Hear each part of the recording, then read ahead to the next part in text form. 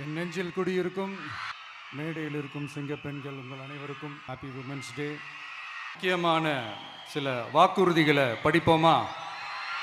முதல் மாநில மாநாட்டில் அறிவிக்கப்பட்டது போலவே பெண்கள், குழந்தைகள் மற்றும் முதியோருக்கென தனி இலாக்கா உருவாக்கப்படும்.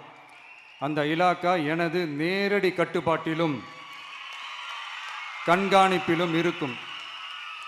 சமரசமற்ற பெண்கள் பாதுகாப்பை நோக்கி பயணிக்கும் நம் கனவு நனவாவது உறுதி என்பதை நமது தேர்தல் முதல் வாக்குறுதியாக சொல்வதில் பெருமை கொள்கிறோம். அதாவது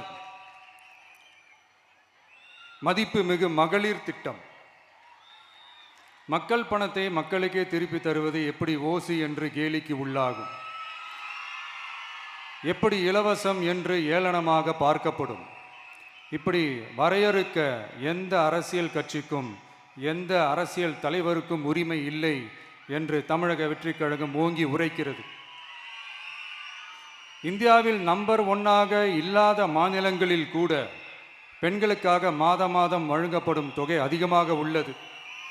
ஆனால் நம்பர் 1 மாநிலம் என்று தனக்குத்தானே தம்பாட்டம் அடித்துக் கொள்ளும் வெற்றி விளம்பர மாடல் திமுக அரசில் மகளிர் உரிமை தொகை என்ற பெயரில் வெறும் 1000 ரூபாய் மட்டுமே வழங்கப்பட்டு வருகிறது.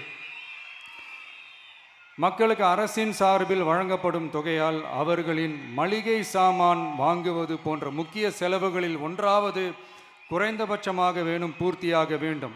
அந்த எண்ணத்தின் அடிப்படையில் யோசித்ததால் நாம் அமைக்கப் போகும் மக்கள் அரசு இனி 60 வயது வரை உள்ள அனைத்து குடும்ப தலைவிகளுக்கும் மாதம் 2500 ரூபாய்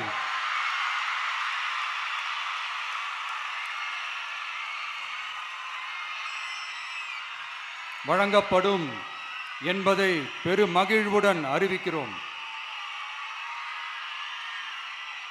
இதில் மாநில மற்றும் ஒன்றிய அரசு ஊழியர்களாக இருப்பவர்களின் குடும்பங்களுக்கு மட்டும் விதிவிலக்கு. இப்படி செய்வதால் கூடுதலான குடும்பங்கள் பயனடையும் வாய்ப்பு அதிகரிக்கும் என்பதை நம் தாய்மார்கள் அனைவரும் மகிழ்வுடன் ஏற்றுக்கொள்வர் என்பது நமக்கு தெரியும்.